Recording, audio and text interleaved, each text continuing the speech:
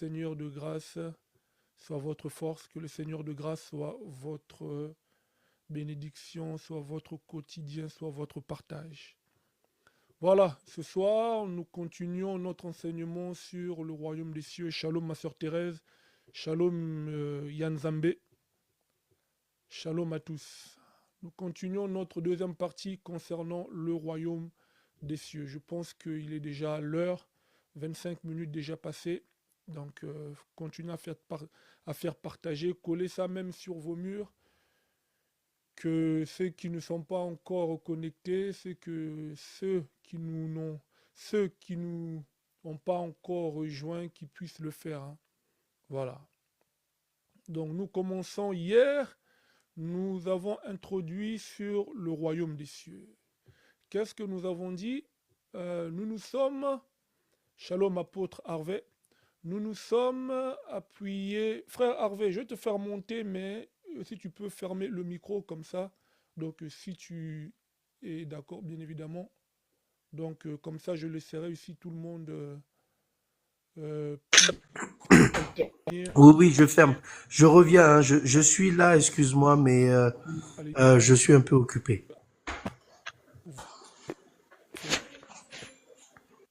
donc voilà. Euh, Hier, je disais donc que hier, nous avons pu introduire concernant le royaume des cieux. Qu'est-ce que nous avons dit? Nous nous sommes appuyés sur le livre de Matthieu, chapitre 13, à partir du verset 1er jusqu'au 19e verset, là où nous avons vu que le Seigneur Jésus-Christ sort de la maison, il va s'asseoir sur une barque au bord de la mer. Et le Seigneur se met à enseigner le peuple. Il se met à enseigner, il commence à leur parler sur une parabole, la parabole du semeur. Et nous allons voir qu'au verset 10, les disciples s'approchent du Seigneur Jésus et ils lui demandent, ils lui disent, mais pourquoi leur parles-tu en parabole? Jésus va répondre en disant que je leur parle en parabole parce que c'est à vous, en s'adressant aux disciples, il leur dit que c'est à vous qu'a été donnée la capacité de comprendre le mystère du royaume des cieux, et que à eux cela ne leur a pas été donné. Donc nous comprenons que c'est dans la foule que Jésus-Christ parle en parabole, mais lorsqu'il est avec ses disciples, il doit maintenant expliquer les paraboles. Nous voyons que du verset 1 jusqu'au 10e verset, Jésus parle en parabole. Mais au verset 11, lui-même éclaircit en disant que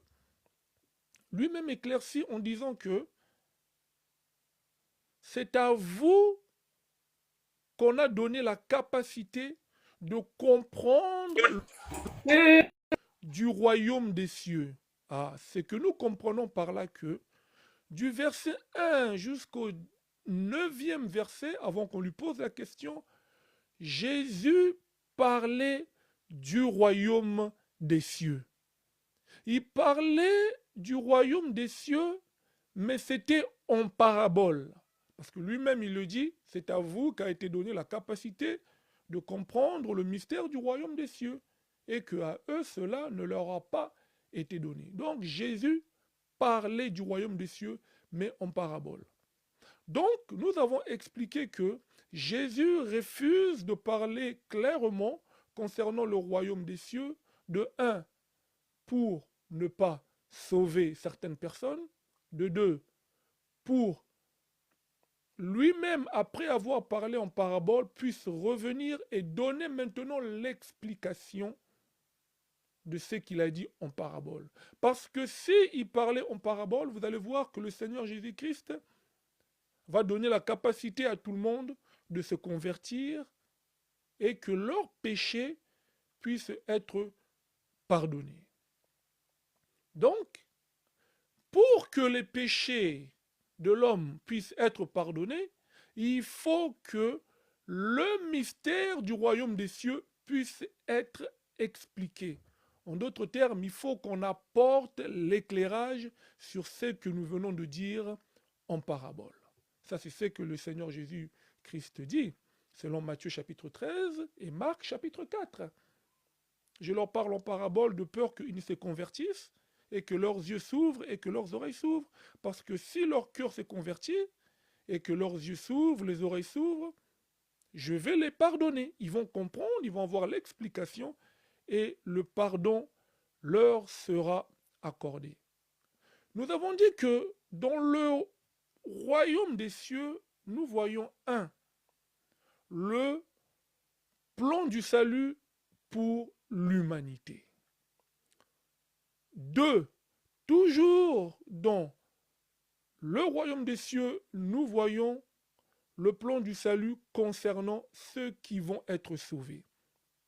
Troisièmement, nous avons dit que dans le royaume des cieux, nous voyons le plan de Dieu concernant ceux qui vont périr.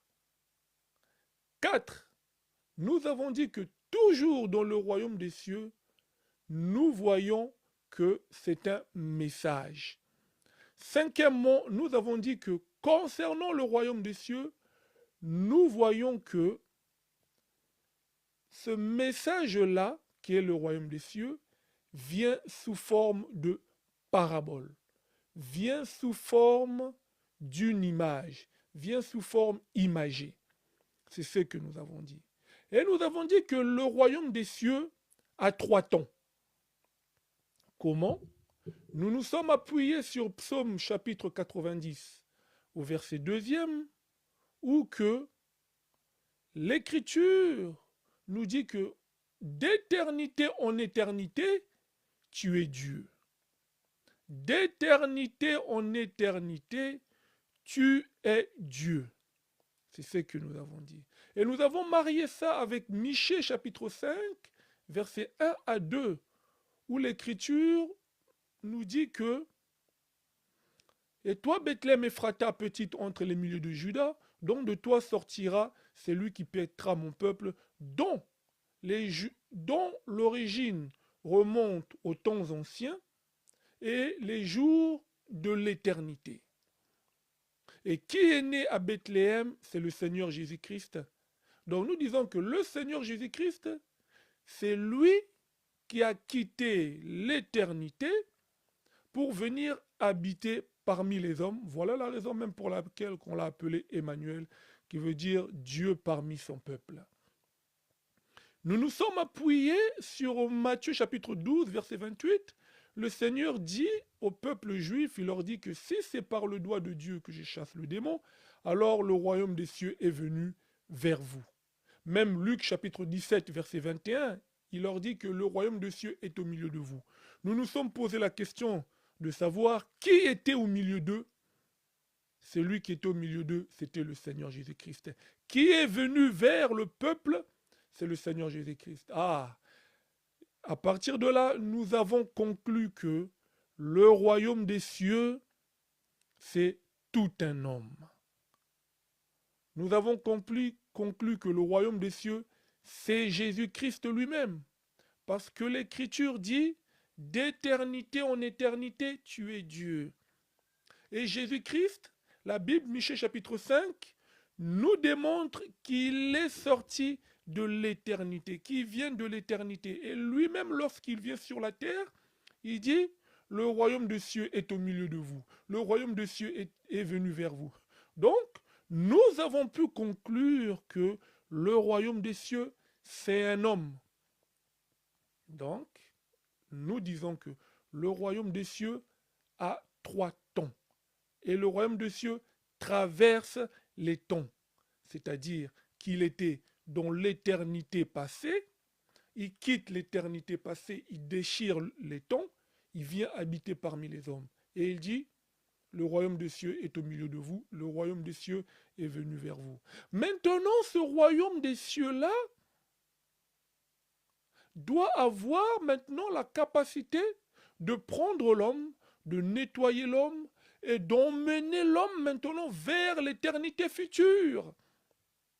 Voilà pourquoi nous disons que ça a 3 temps.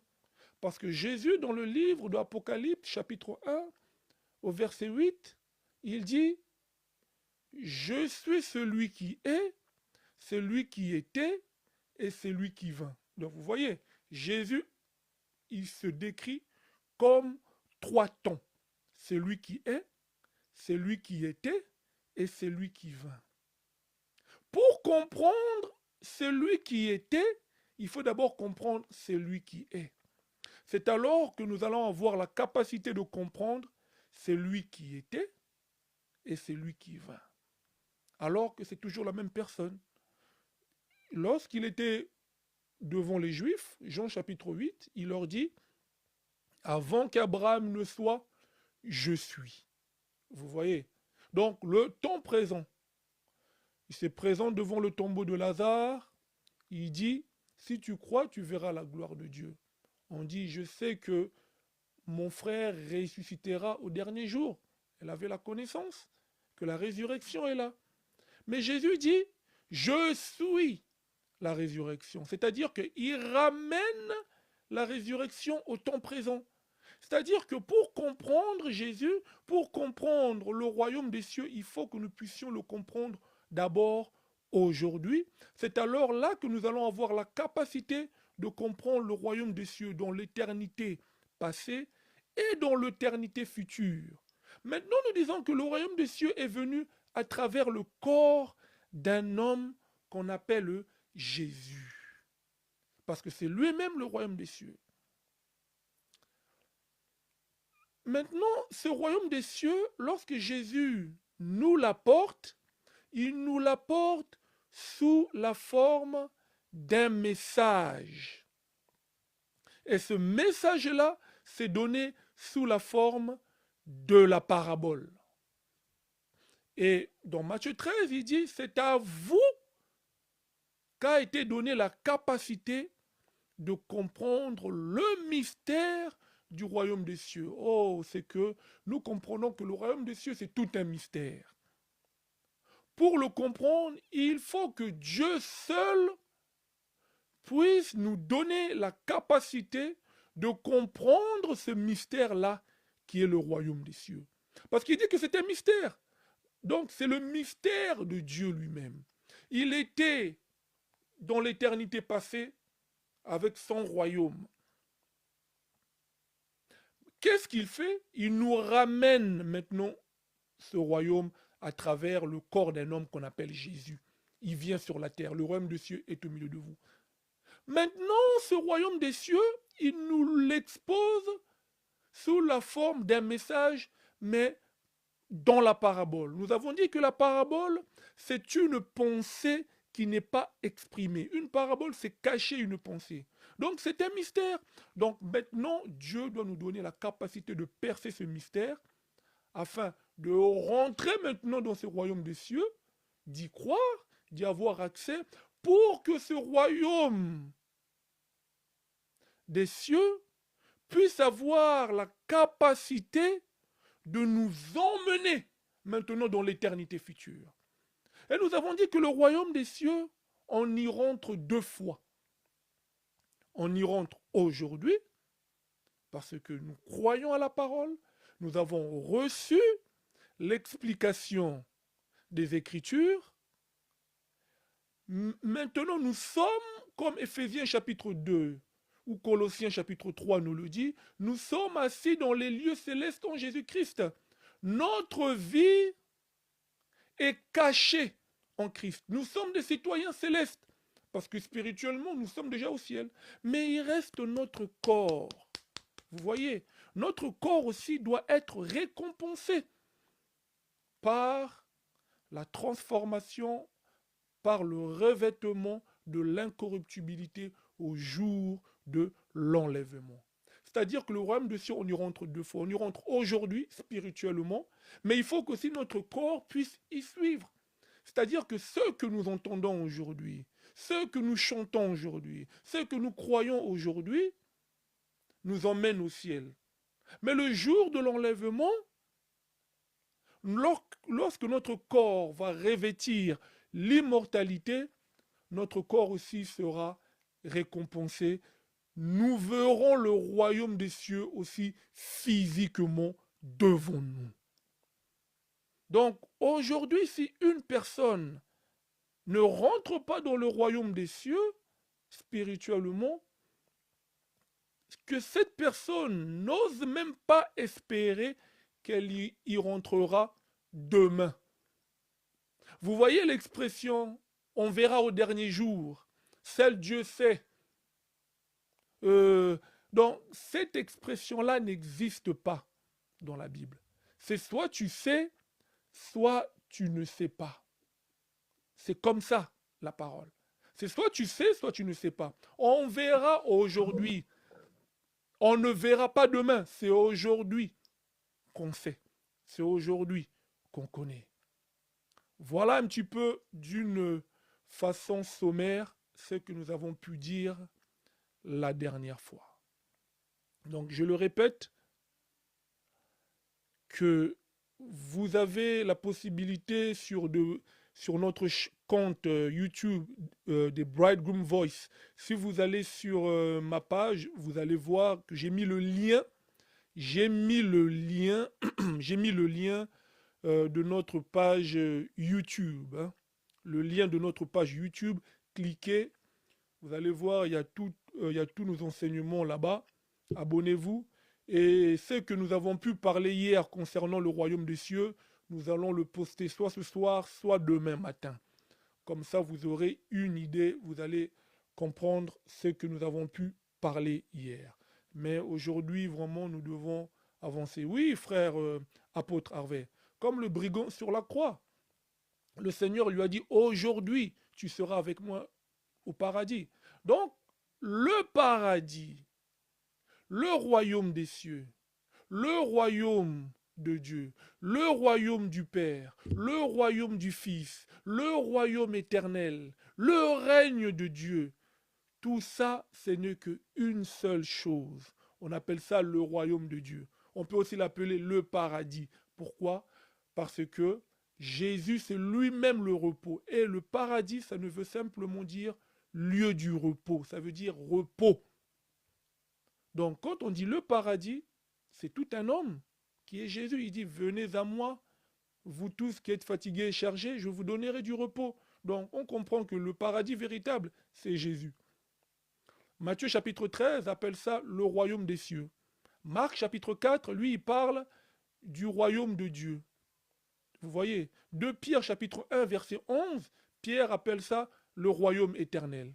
Colossiens chapitre 1, verset 13 à 15, Pierre dit que c'est le royaume du Fils. L'apôtre Paul appelle ça le royaume du Fils. Vous voyez? Donc, tout ça, ce n'est que la même chose, mais c'est seulement le langage qui peut changer. Que cela ne vous embrouille pas.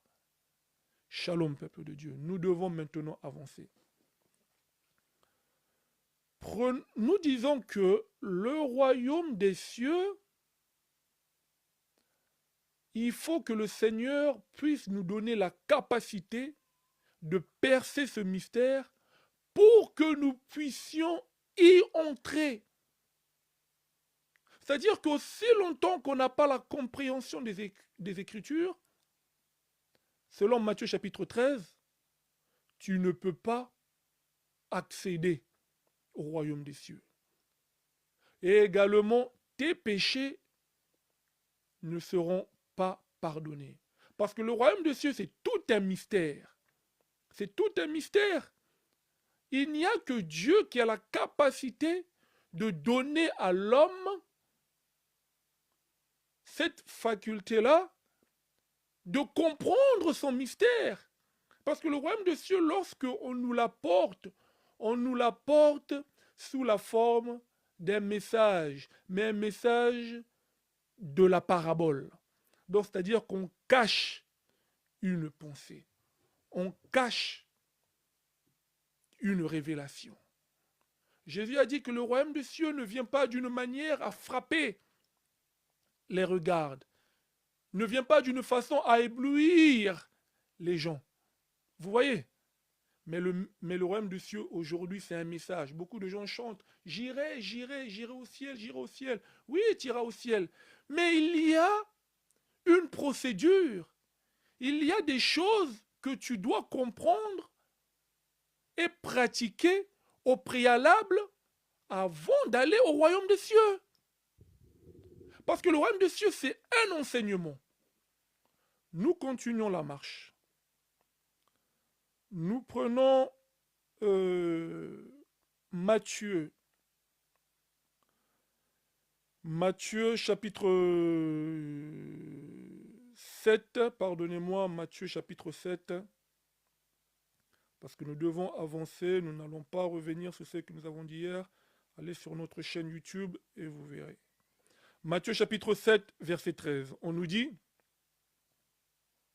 entrez par la porte étroite, car large est la porte, spacieuse est le chemin qui mène à la perdition, et il y en a beaucoup qui entrent par là.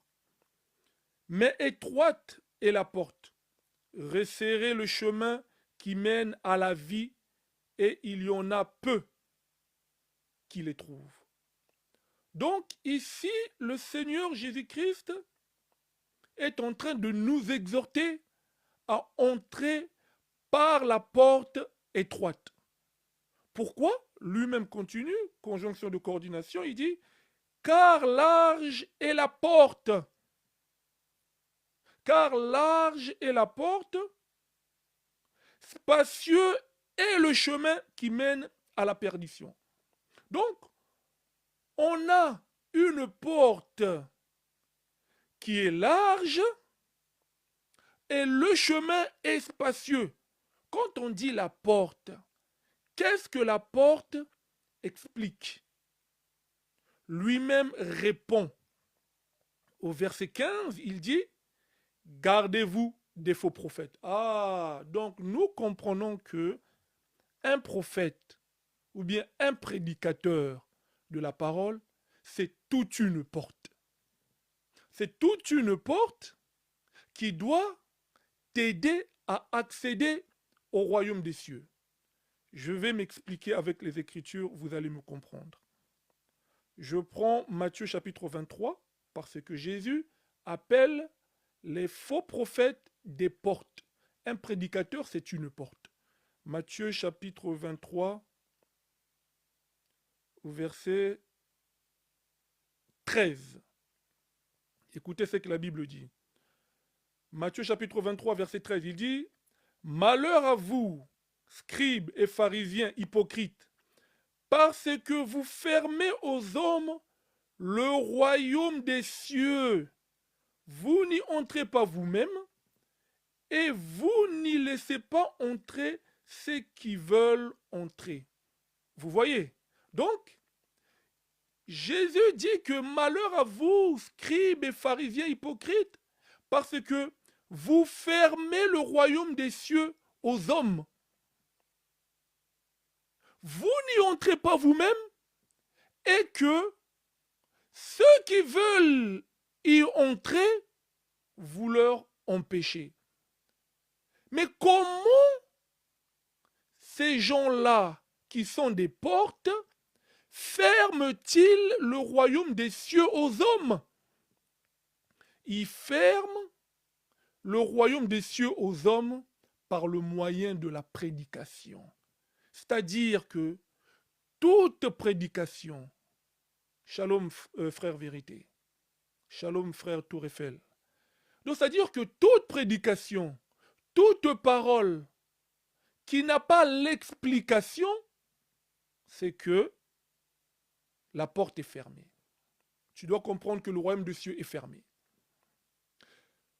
Là où tu pries, si ton pasteur, si ton prophète, si ton docteur, si ton prédicateur, ton berger, ne te donne pas l'explication correcte des Écritures, n'a pas cette capacité-là de te donner l'explication de la parole de Dieu, comprenez que le ciel est fermé pour toi. Comprenez que le royaume des cieux est fermé. Parce que ces hommes-là, ce sont des portes qui sont là pour que toi tu puisses accéder au royaume. Mais s'il n'y a pas l'explication, le ciel est fermé pour toi. Voilà pourquoi que le Seigneur avait donné la clé à Pierre. Pourquoi? Pour que Pierre puisse ouvrir. Lorsqu'on dit la clé, c'est pas que Pierre avait une clé énorme et que Pierre devait aller ouvrir une porte quelconque pour faire entrer les gens. Non. Quand on dit la clé, c'est l'explication des Écritures. L'explication. Voilà, dans Actes chapitre 2, l'apôtre Pierre a pu ouvrir. Lorsque le Saint-Esprit est descendu sur lui, il s'est levé devant le peuple, il a parlé, il a ouvert. Il a apporté l'explication sur la parole du Seigneur. Parce que nous avons dit hier que la parole du Seigneur de Genèse à Apocalypse, de Genèse jusqu'à Actes chapitre 1, ce sont des paraboles. Ce sont des images. C'est la pensée de Dieu, mais non exprimée. Maintenant, le Seigneur aujourd'hui, par le moyen du Saint-Esprit, nous donne la capacité. Il a pris des uns comme apôtres, comme prophètes, comme évangélistes, comme pasteurs et docteurs, pour apporter l'explication aux Saintes Écritures, pour que le ciel puisse être ouvert. C'est ce que l'apôtre Pierre a fait. Les gens, ils ont dit, mais ces Galiléens-là sont ivres. Pierre a dit, non, non, non, non. C'est ce que le prophète Joël avait prophétisé, que dans les derniers jours, je déverserai mon esprit sur toute chair. Et que cette prophétie s'est accomplie aujourd'hui, après la mort du Seigneur Jésus-Christ. Il leur dit encore, permettez-moi que je parle du patriarche David. Lorsqu'il prophétisait, il disait que tu ne permettras pas que ton oint puisse voir la corruption. Tu ne permettras pas que je puisse rester à toujours dans le séjour des morts. Il ne faisait que prophétiser sur le Seigneur Jésus-Christ. Cet homme que vous avez tué, mais Jésus l'a ressuscité, mais que Dieu a ressuscité des morts, pardon. Donc, vous voyez, il a compris que lorsque David parlait, lorsque David prophétisait, David ne voyait que le Seigneur Jésus-Christ. David ne parlait pas de lui, il parlait que du Seigneur Jésus-Christ. C'est ce que nous disons. Il ne faisait que prophétiser. Donc, il l'a ouvert. Et lorsqu'il l'a ouvert, il a donné l'explication. La Bible a dit que le peuple a eu le cœur vivement touché. Et ils ont dit, homme frère, que ferons-nous? Pierre a répondu, répondez-vous. Donc, nous voyons que Pierre a eu cette capacité-là venant du Seigneur pour ouvrir le ciel, pour que les hommes puissent accéder au royaume des cieux. Donc, là où tu es, dans ton assemblée, dans ton église, assure-toi que ton prédicateur a la capacité, par le message donné à travers l'explication des Saintes Écritures, de t'emmener au ciel, de t'ouvrir le ciel. Là où il n'y a pas un ministre de la parole, là où les Écritures saintes ne sont pas expliquées, comprenez que le ciel est toujours fermé. Les gens se débrouillent.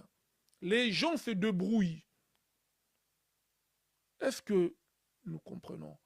Et l'Écriture continue.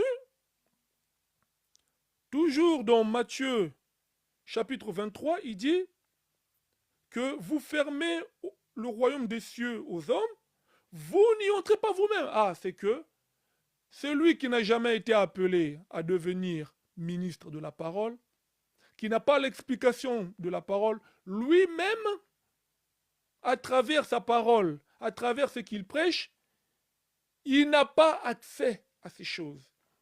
Parce que beaucoup aujourd'hui prêchent, mais lui-même n'a pas l'explication. Donc, c'est-à-dire que lui-même ne peut pas déjà y entrer. Alors, comment espérer que cet homme puisse faire entrer les hommes, puisse faire entrer le peuple? Parce qu'un ministre de la parole, c'est d'abord le premier sauvé. Dans l'absolu, un ministre de la parole, c'est quelqu'un qui est déjà sauvé. Donc, il est sauvé pour aussi sauver le peuple. C'est comme à la manière des hommes. Nous disons que le président de la République, c'est le premier citoyen. Donc, dans les choses de Dieu aussi, le premier sauvé parmi le peuple, c'est le ministre de la parole. C'est le prédicateur. L'Écriture continue en disant que vous n'y entrez pas vous-même et vous n'y laissez pas entrer ceux qui veulent entrer. C'est-à-dire que même si tu as ce désir-là, même si tu as cette envie-là de rentrer dans le royaume des cieux, mais aussi longtemps que tu es dans une mauvaise place, ou que les Écritures ne sont pas expliquées, tu n'y rentreras pas. Même si tu as ce désir-là de rentrer, mais aussi longtemps que tu n'as pas l'explication des Écritures, bien-aimé, comprends que le ciel est toujours fermé. Retournons dans Matthieu chapitre 7. Matthieu chapitre 7, nous étions au verset 13. Il dit, car la porte, oui, car large est la porte. C'est-à-dire que être large, la porte qu'elle soit large, c'est que on a beaucoup de faux prédicateurs. On a beaucoup de faux prédicateurs. Voilà pourquoi que la Bible utilise l'expression large. Vous voyez, c'est que tout faux prédicateur, tout prédicateur est une porte. Parce que le Seigneur au verset 15, il dit, méfiez-vous des faux prophètes. C'est-à-dire que tout prédicateur est une porte pour permettre que le peuple puisse accéder au royaume. Mais pour le faire, il lui faut la clé. C'est-à-dire, il lui faut l'explication. Il lui faut la révélation de la parole. Nous continuons. Spacieux est le chemin.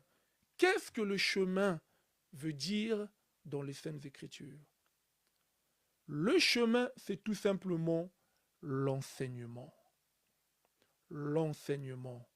Vous voyez que la Bible nous dit que le sentier des justes, oui, la Bible dit que les justes marchent sur un sentier et que ce sentier-là a une lumière qui va de gloire en gloire.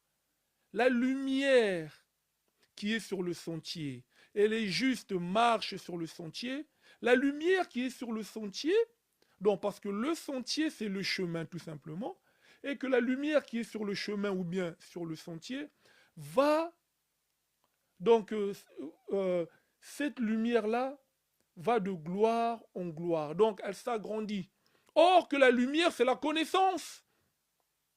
C'est-à-dire que le juste qui marche sur le chemin, qui marche dans la parole, il est appelé à aller de connaissance en connaissance. Il est appelé à aller de progrès en progrès. Je prends encore un deuxième exemple.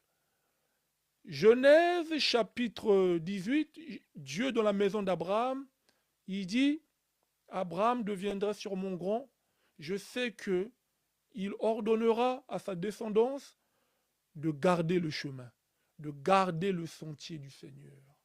Donc nous comprenons que Abraham avait cette obligation de dire à sa descendance de garder la parole du Seigneur. C'est-à-dire que le chemin aujourd'hui, dans la parole de Dieu, n'explique que l'enseignement. Est-ce que nous comprenons bien ces choses?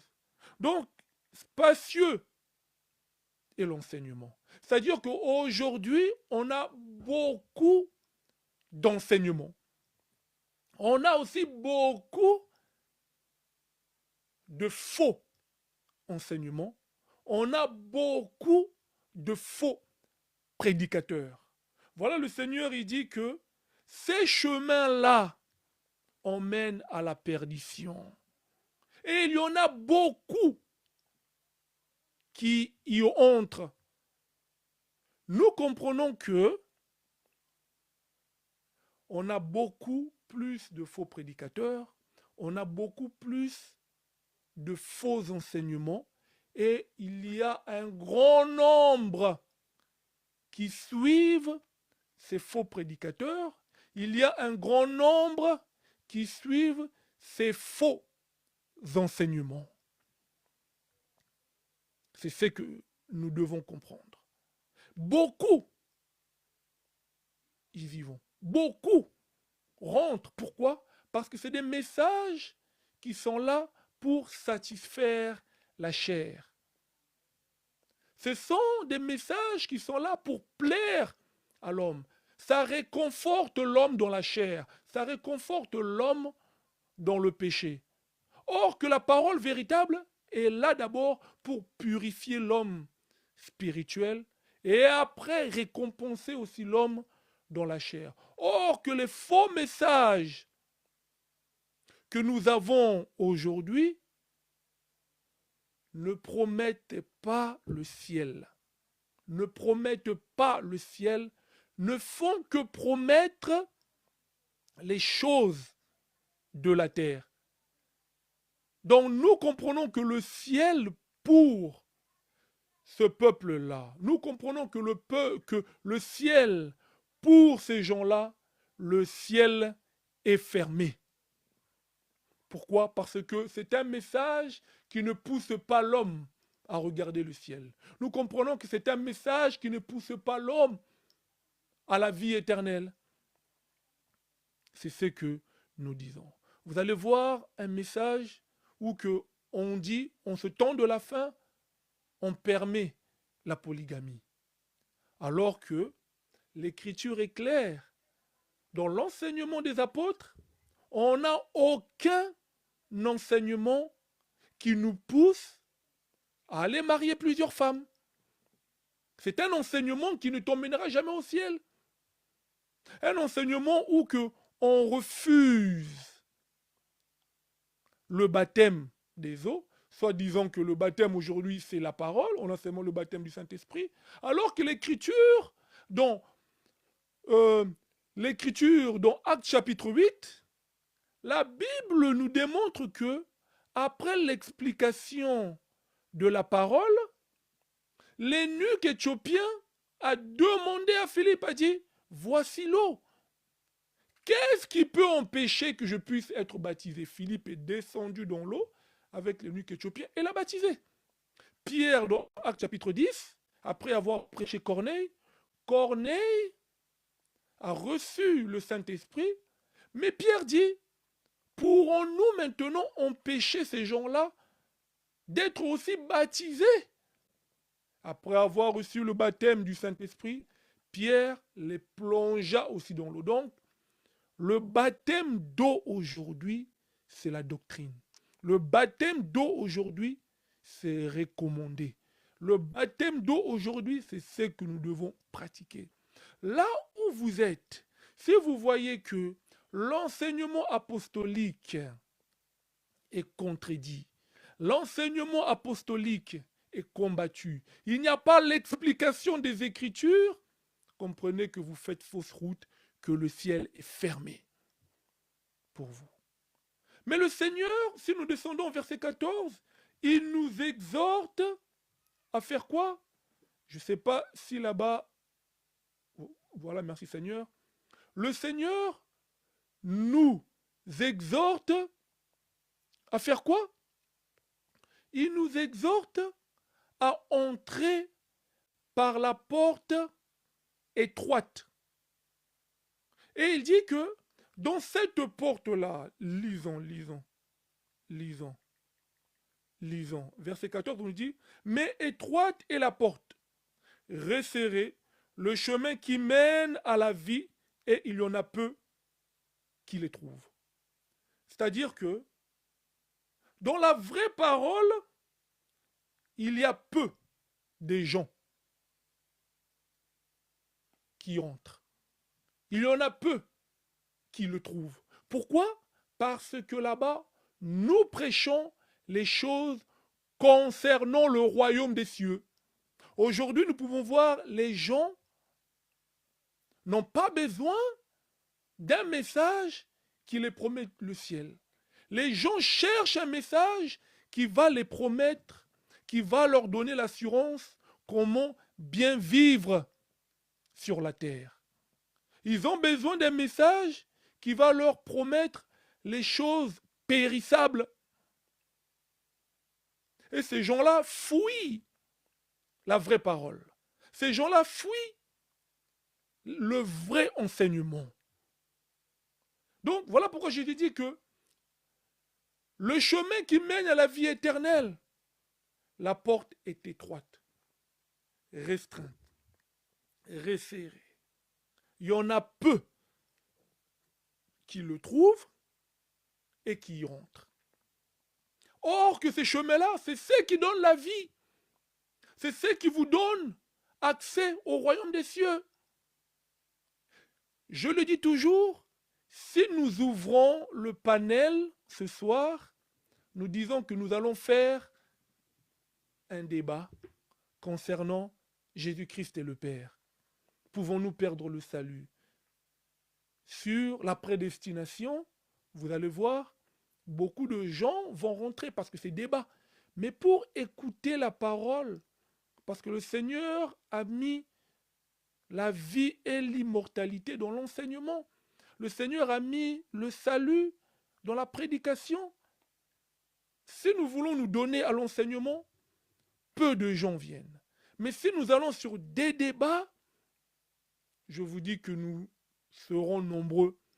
Alors que, tel que nous l'avons dit hier, confesser que Jésus-Christ est Dieu, confesser que Jésus-Christ est le Père, confesser que Jésus-Christ est le Saint-Esprit, c'est bien. Mais n'oublie pas que l'Écriture dit, Jacques chapitre 2, verset 19, les démons savent qu'il n'y a qu'un seul Dieu.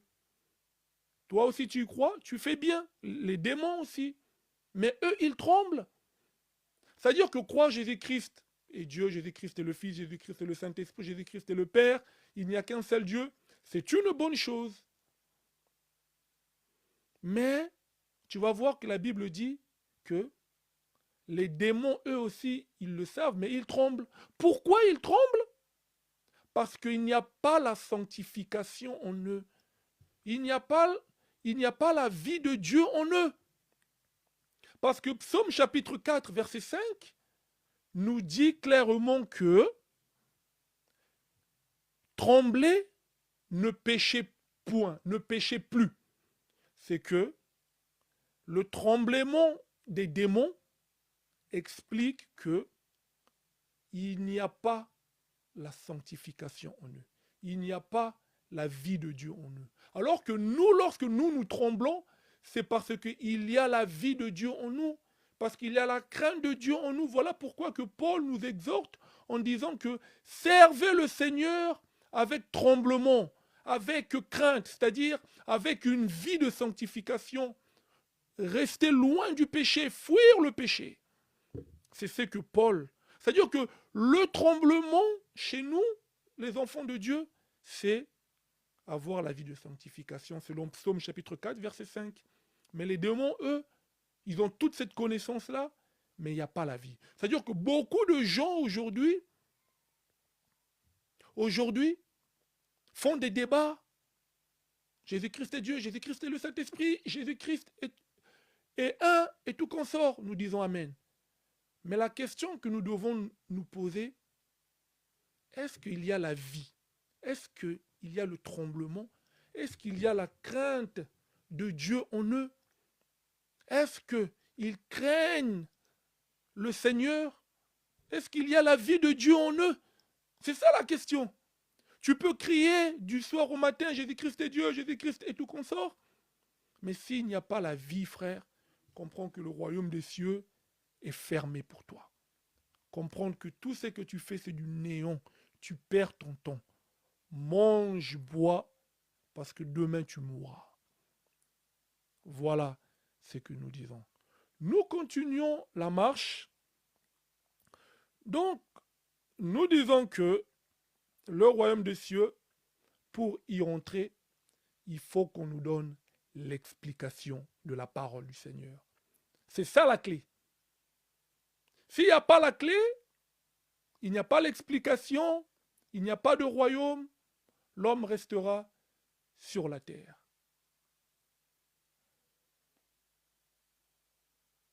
Dans notre marche chrétienne, tout chrétien doit comprendre que il est appelé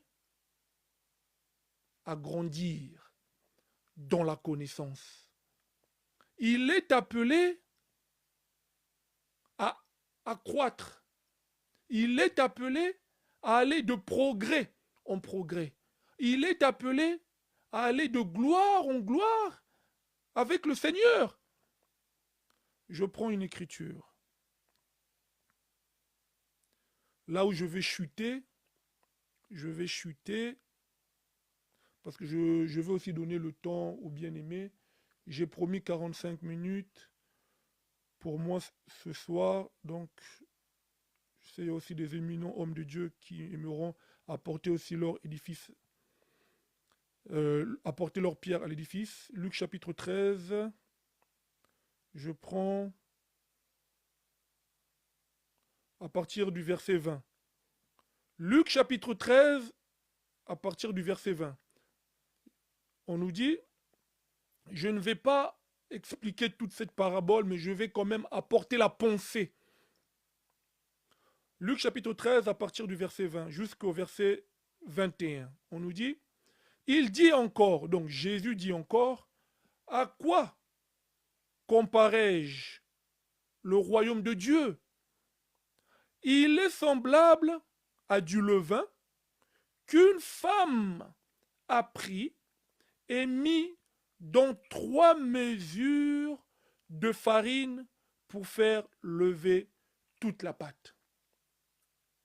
Donc ici, le Seigneur Jésus est en train de comparer le royaume des cieux à du levain. Quand on dit levain, c'est tout simplement levure. À du levain qu'une femme a pris et mis dans 3 mesures de farine. Pour faire quoi? Pour faire lever la pâte. Donc, c'est le levure, c'est le levain qui permet que la pâte puisse être élevée. C'est ce que Paul a dit. Un peu de levain fait lever toute la pâte. C'est-à-dire que quand on ajoute quelque chose, vous voyez donc, on est en train de grossir la parole du Seigneur. Vous voyez, un peu de levain fait lever toute la pâte. Donc, lorsqu'on a la connaissance, c'est là que l'homme s'élève. La connaissance élève. Ah, mon prophète, mon pauvre prophète qui a là, nous a toujours dit, la connaissance élève. La connaissance élève. Donc, donc le levain, ici, la levure, nous l'expliquons comme la connaissance qui est là pour élever l'homme. Parce que le Seigneur est en train de comparer ça avec le royaume de Dieu. Je reprends, on nous dit que c'est semblable à du levain ou bien à des levures que la femme prend et qu'elle met dans 3 mesures de farine. Quand on dit 3 mesures de farine, ça veut seulement dire dans 25 kilos. Je prends ça dans la version Parole vivante. La version Parole vivante. Luc chapitre 13. 3 mesures de farine, c'est tout simplement dans 25 kilos de farine. Luc chapitre 13, verset 21, version Parole vivante. Verset 20, je lui dis, à quoi est-ce que je vais comparer le royaume de Dieu? Il ressemble à ceci. Une femme prend de la levure et la mélange à 25 kilos de farine et toute la pâte lève. Vous voyez? Maintenant, nous allons chercher à comprendre. Là-bas, on nous dit 3 mesures dans la version Louis II, mais dans la version Parole vivante, on nous dit 25 kilos. C'est que 25 kilos est égal à 3 mesures. Ce n'est que la même chose. Dieu nous donne 3 mesures. Qu'est-ce que le chiffre 3 veut expliquer ici? Pourquoi le chiffre 3? Moi, je crois que le Seigneur, lorsqu'il nous donne quelque chose, même un chiffre, c'est qu'il y a une explication dans ces choses. Jamais le Seigneur peut nous donner une chose et nous laisser comme ça. Pourquoi le chiffre 3? Nous voulons expliquer le chiffre 3 ici comme la marche. Exode chapitre 8, nous prenons au verset 27. Nous ferons 3 journées de marche dans le désert. Donc, c'est-à-dire que le chiffre 3 explique la marche. Vous voyez, le chiffre 3 explique la marche. Et c'est ce qui est égal à 25. Ce n'est que la même chose. Nous allons aussi expliquer le 25. Donc le chiffre 25 aussi explique la marche. Donc c'est la même chose, il n'y a pas de contradiction. Nous prenons Genèse chapitre 12 au verset 4. On nous dit, Abraham partit, Genèse chapitre 12 verset 4, on nous dit, Abraham partit comme l'Éternel le lui avait dit, et Lot partit avec lui. Abraham était âgé de 75 ans lorsqu'il sortit de Charan. Donc Abraham était appelé par le Seigneur à l'âge de quoi? À l'âge de 75 ans. Vous allez voir que selon Genèse chapitre 21, verset 5, la Bible nous dit que Abraham a eu Isaac à l'âge de 100 ans. Genèse chapitre 21, verset 5. Abraham a eu Isaac à l'âge de 100 ans. Donc, 75 plus 25 égale 100. Vous voyez, 75 plus 25 égale 100. C'est que Abraham, de 75 jusqu'à l'âge de 100 ans, Abraham a fait une marche de 25 ans avec Dieu pour avoir le Fils. La preuve que Abraham a marché avec Dieu, je prends Josué chapitre 24, au verset 3. On nous dit, je prie votre père, donc je prie votre père Abraham de l'autre côté du fleuve et je lui fis parcourir tout le pays de Canaan. Je multipliai sa postérité et je lui donnai Isaac.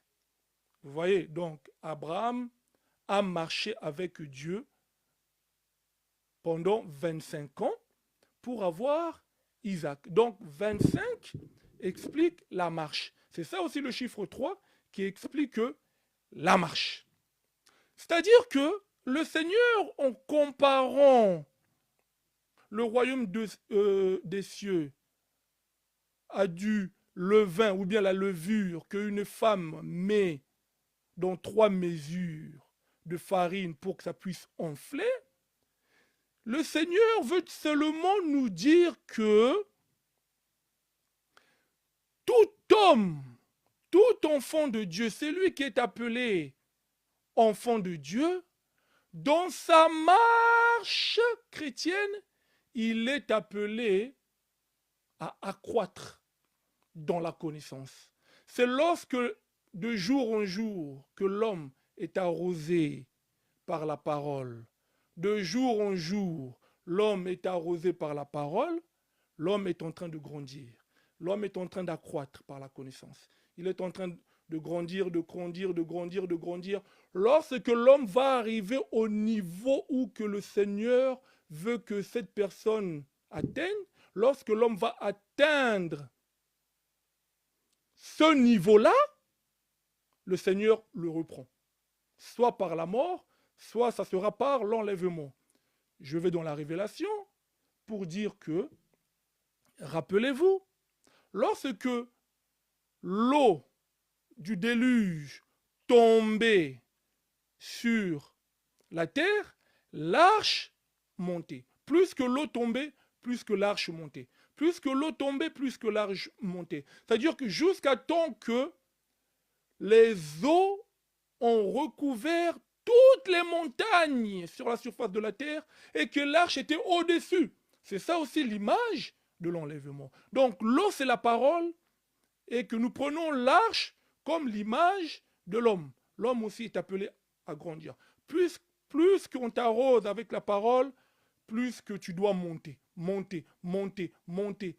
Et tu dois arriver au niveau où que le Seigneur veut.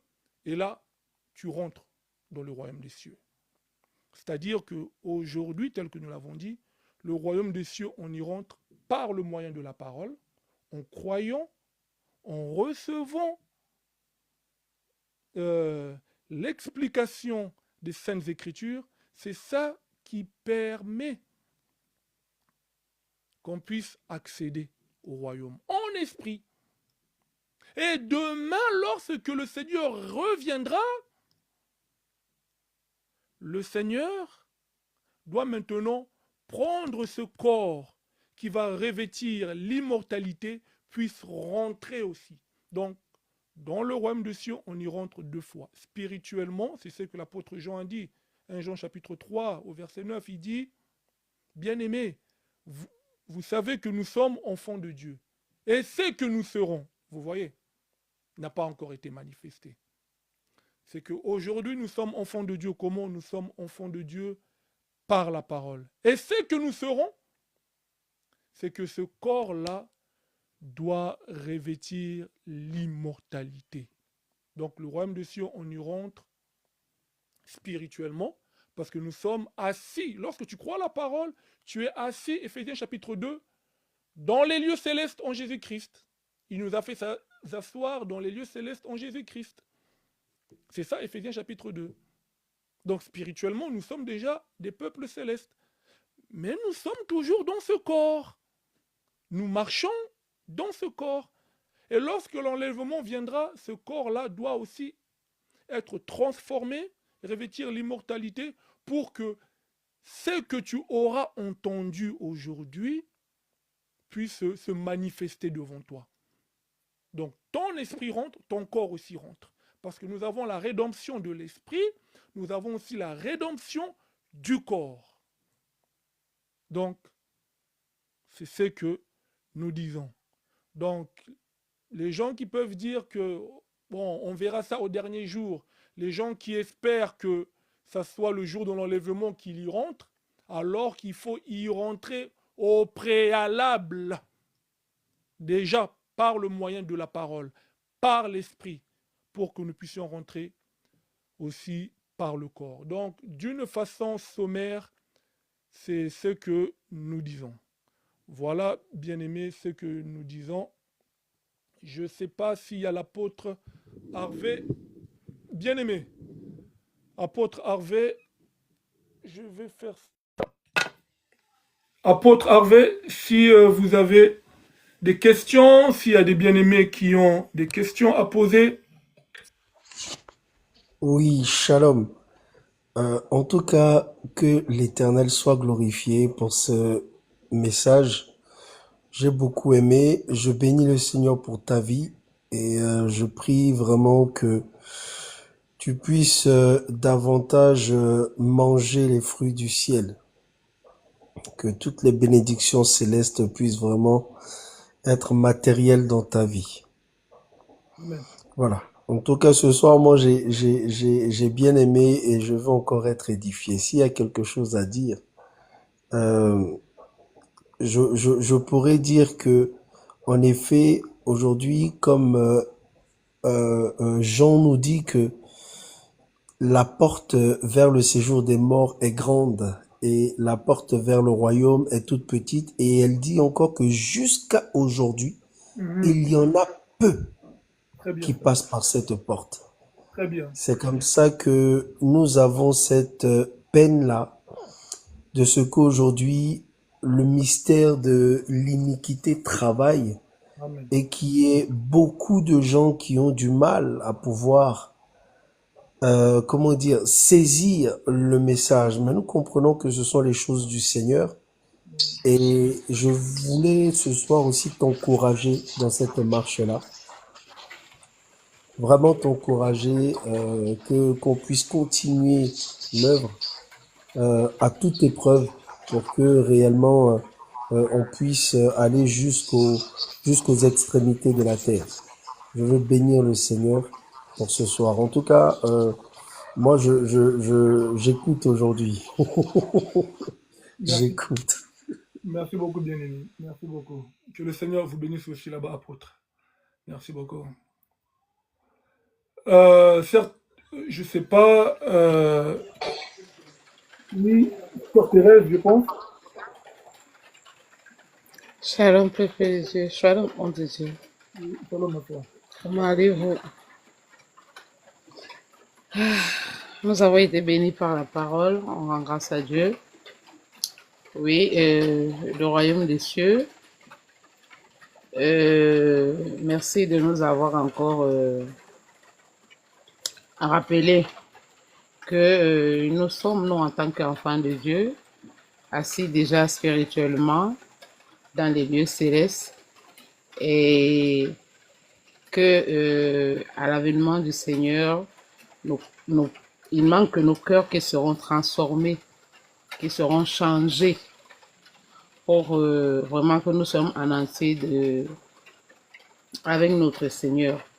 Euh, Cela nous pousse à continuer vraiment dans la marche et je vais beaucoup encourager les frères et les sœurs qui disent seulement que bon, nous sommes déjà assis dans les lieux célestes et il n'y a plus rien à faire. On doit boire, on doit manger et puis on dort. Mais non, c'est pas ça. C'est pas du tout ça. Mhm. Le Seigneur nous a appelés à marcher sur cette terre selon sa volonté, Mhm. à mettre parce que quelque part nous sommes le corps de Christ. Ça veut dire que nous sommes les bras, les pieds du Seigneur. Nous devons faire ses œuvres. C'est à travers ces œuvres que d'autres, beaucoup aussi seront bénis, beaucoup seront touchés et vont revenir au Seigneur. Nous avons le devoir de ramener les autres si nous avons été touchés Très bien.